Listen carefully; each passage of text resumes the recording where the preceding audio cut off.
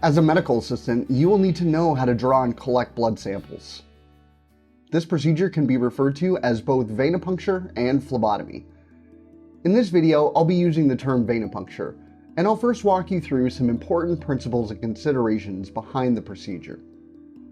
Then, I'll show you how to perform a venipuncture procedure using a multi-sample needle with an evacuated tube system. This demonstration reflects how we teach venipuncture at Portland Community College, and though you will eventually work in a healthcare setting where the details of this process may vary, the overall procedure should be consistent from place to place.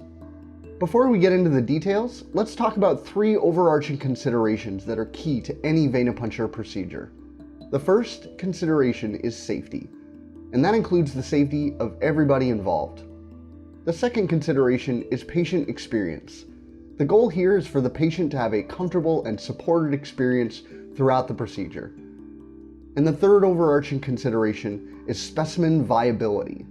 It's critical that we appropriately handle and process the samples that we collect in order to ensure the accuracy of the test results. Each step in the venipuncture procedure will tie back to one or more of these 3 considerations. Now let's jump into the procedure itself. Once you have received an order for blood testing from a licensed provider, created a lab order, looked up processing information in a lab test directory, and made a plan, then it's time to prepare for the venipuncture procedure by gathering the necessary supplies.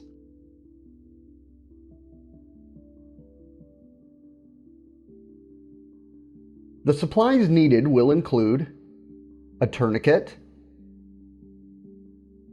70% isopropyl alcohol wipes, cotton or gauze, tape, the required vacutainer tube or tubes needed for testing, multi-sample straight needles, usually 21, 22, or 23 gauge, and tube holders, also known as adapters. The ones shown here have a needle safety guard, and you'll need to make sure that either your tube holders or your needles have these safety guards.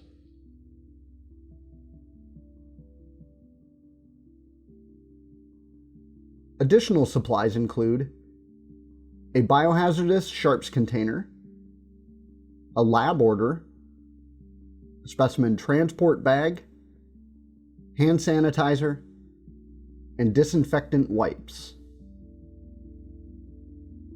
Additionally, this procedure requires the use of PPE or personal protective equipment, including well-fitted, non-sterile, non-latex gloves, a face mask, a face shield, and a gown with full-length sleeves that is fully buttoned.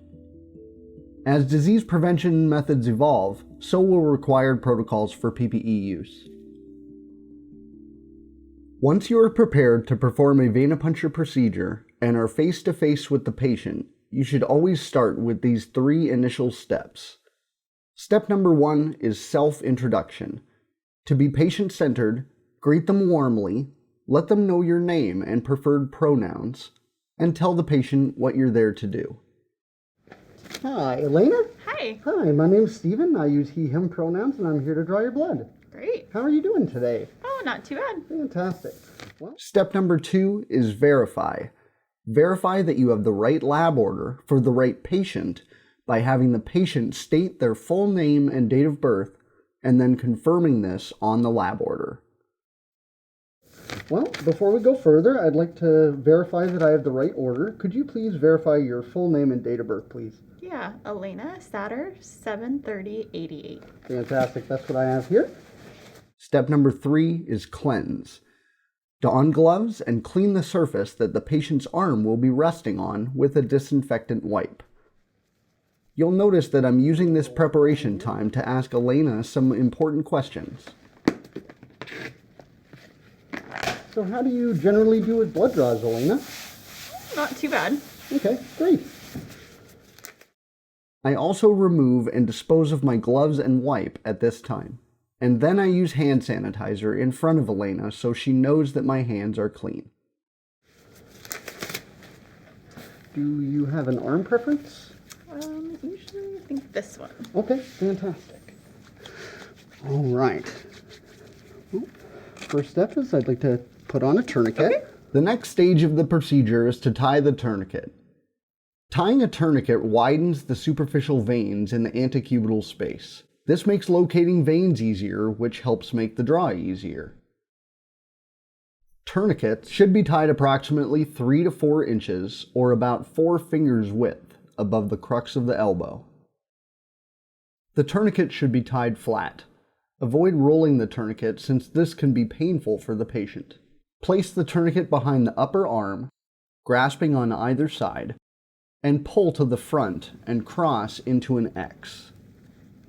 Pinch the front connection with one hand and pull it slightly away from the skin. Use your other hand to tuck the outer fold under the connection, creating a very small loop, pinching and securing the tourniquet. The small loop allows for an effortless and very stable and still release of the tourniquet, which is required while the needle is in the patient's arm. The tourniquet should be snug, just tight enough to compress the veins, but not uncomfortable. Asking the patient is a good tip here. The ends of the tourniquet should hang out of the way, and you need to know which end to pull in order to release it. Once tied, do not allow the tourniquet to be tied for longer than 60 seconds because it's uncomfortable for the patient and can cause inaccurate readings in samples. Next, I want to discuss how to select the most appropriate vein for the draw. The inner elbow area is called the antecubital space, which is where larger veins are near to the surface and can be most easily accessed. In selecting a vein for the draw, you should follow this order of vein preference. The most preferred vein is the median cubital vein. This vein is located in the middle of the antecubital space and is often the vein that is seen and felt most easily. If the median cubital vein seems difficult to locate, then the second preferred vein is the cephalic vein. The cephalic vein is the outermost vein and is seen best with the patient's palm facing down. If neither the median cubital nor cephalic vein seems suitable, the third vein in the order of preference is the basilic vein. The basilic vein is the innermost vein and lies just above the brachial artery. It is a safe choice after you have become comfortable with the procedure. Many veins will be difficult to see, but you can locate them by feel using palpation techniques. These techniques will take some practice. I'm using 2 palpation techniques here, one after the other. You should notice that I'm first pushing down on the vein and then gently releasing it, and then I'm pushing and pulling the vein from side to side. When I push down on a vein, I'm stopping the flow of blood, and then when I release it, I can feel the vein become larger as blood refills it. The pushing and pulling side to side technique allows me to feel the vein as it resists the pressure of my finger. You'll notice that I'm using these techniques on all 3 veins in the antecubital space. At this point, I'm also determining the direction of the vein, which brings us to the 3 Ds of vein assessment. The first D of vein assessment is depth. How deep is the vein? Visualize how deep to put the needle's opening in order to meet the vein in the middle. The second D is diameter. How wide is the vein? Identifying an entry point in the center of that width. And the third D is direction. Which way is the vein traveling? Align the needle in the same direction. All right, and palm back up. After I've selected the best vein, I let Alena know and ask for her verbal consent. I then release the tourniquet. That's perfect. Would it be okay if we went right here? Sure. Okay. Release your tourniquet. Now I'm about ready for the draw, and I just need to cleanse the draw site on Alena's arm before staging the supplies. To cleanse the draw site, I'm using a 70% isopropyl alcohol wipe.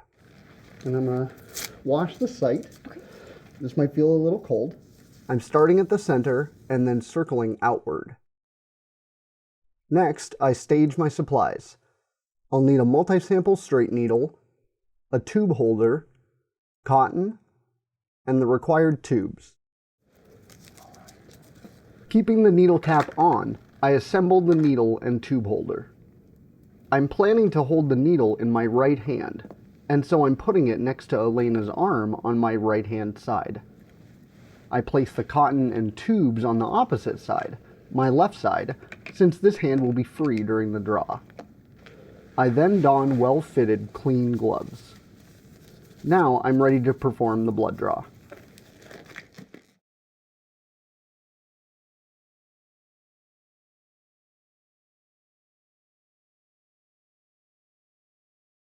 I check with Alena to be sure the alcohol on the site has dried before retying the tourniquet. I also check with her about the tightness and comfort of the tourniquet before I continue. All right, does that feel dry? It does. Okay. Retie the tourniquet. Okay.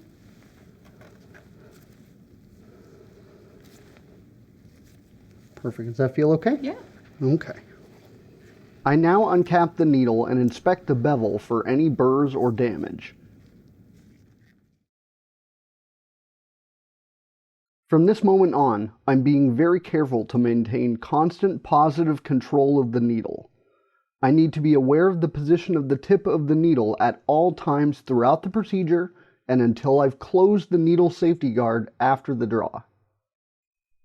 Now with my other hand, I place my thumb on Alena's forearm, well below but in line with the intended vein. I press gently down and away to anchor the vein. With the needle bevel up, I now lower the needle to the arm in line with the intended vein at a 15 to 30 degree angle. The back of my fingers are keeping a gentle weight on Alena's forearm for stability and flexibility. I now make a quick and smooth insertion, stopping at the point where I think the opening of the needle is in the middle of her vein. While looking at the needle, I pick up the first tube in the order of draw. Using the flange on the side of the tube holder, I use a C method to press on the tube, being careful not to adjust needle depth in Alena's arm. Doing okay? Yeah. In the correct position, blood will be drawn into the tube, and you'll see that I've been successful here. Remember that only minimal straight in or straight out adjustments are appropriate. Once the first tube is full, I remove it and invert it 2 or 3 times before placing the next tube. When the last tube begins to fill, in this case the second tube, it's then that I release the tourniquet. When this last tube is full, I remove it and invert it 2 or 3 times.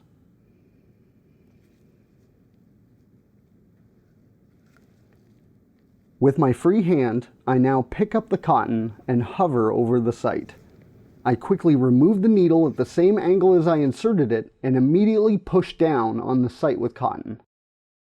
At the same time, I activate the needle safety guard on a hard surface nearby, and you'll hear the click of it. Can you hold pressure for me? Sure. Thank you very much. While Alena keeps constant pressure on the site with cotton, I finished the tube inversions. Most samples need 8 to 10 inversions in total. Remember to be gentle.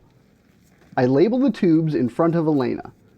Labels typically include the patient's full name and date of birth, the date and time of collection, the phlebotomist's name and credentials, and any other information required by the receiving lab or per clinic protocol.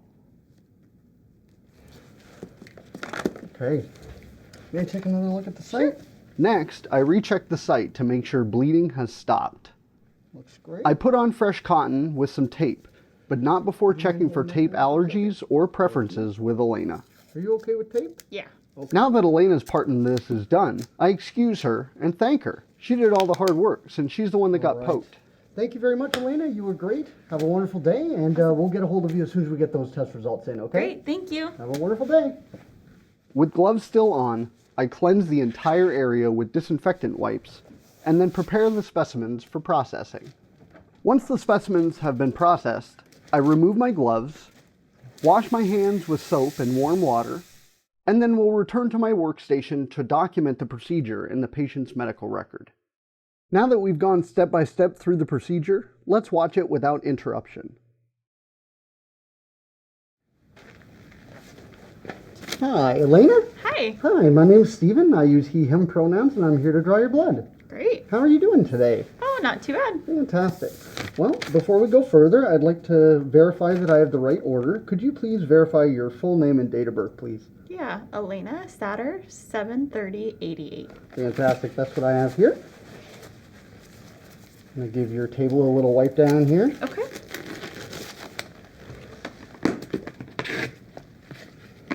So how do you generally do with blood draws, Alena? Not too bad. Okay, great. Do you have an arm preference? Usually I think this one. Okay, fantastic. All right. Well, first step is I'd like to put on a tourniquet. Okay.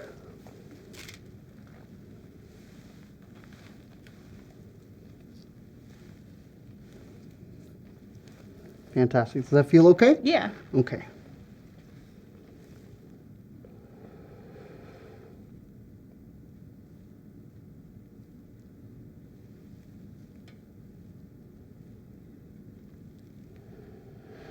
All right, would you mind rotating your palm down for me? Thank you.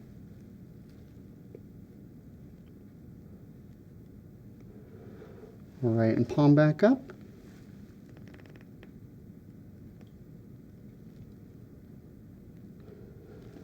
That's perfect. Would it be okay if we went right here? Sure. Okay, release your tourniquet. And I'm going to wash the site. Okay. This might feel a little cold.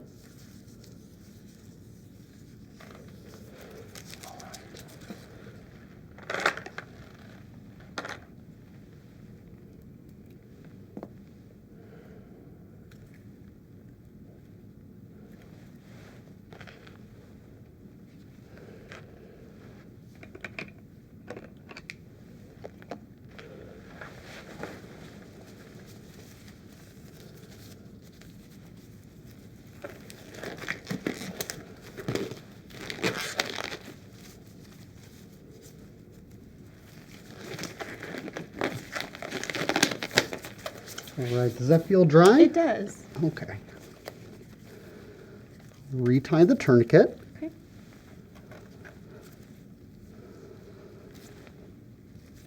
Perfect. Does that feel okay? Yeah. Okay.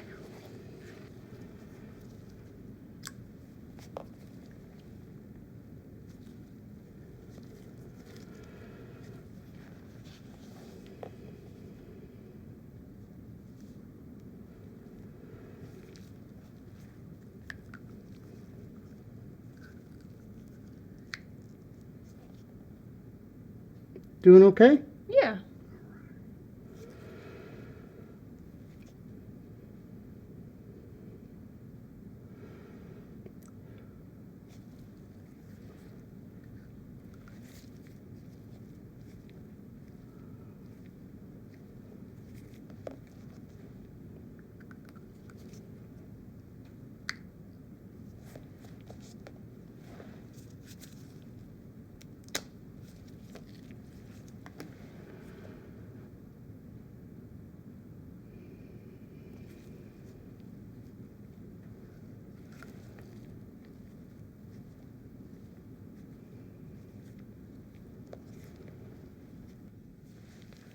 Can you go ahead and hold pressure for me? Yeah. Thank you.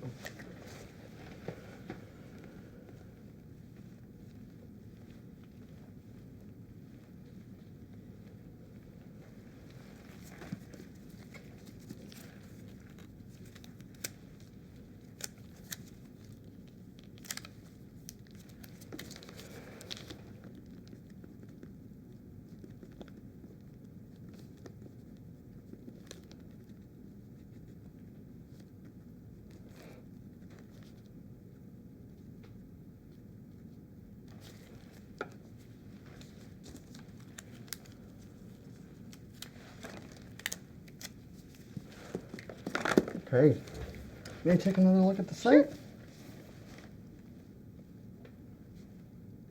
Looks great. Would you mind holding that down for a second? Thank you. Are you okay with tape? Yeah. Okay.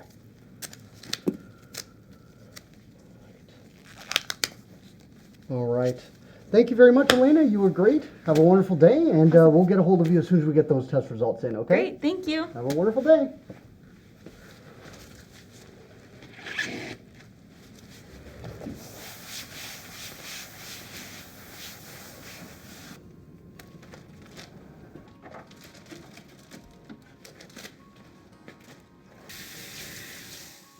Well, that's it. Thank you for joining me and the Portland Community College Medical Assisting program for this procedural demonstration.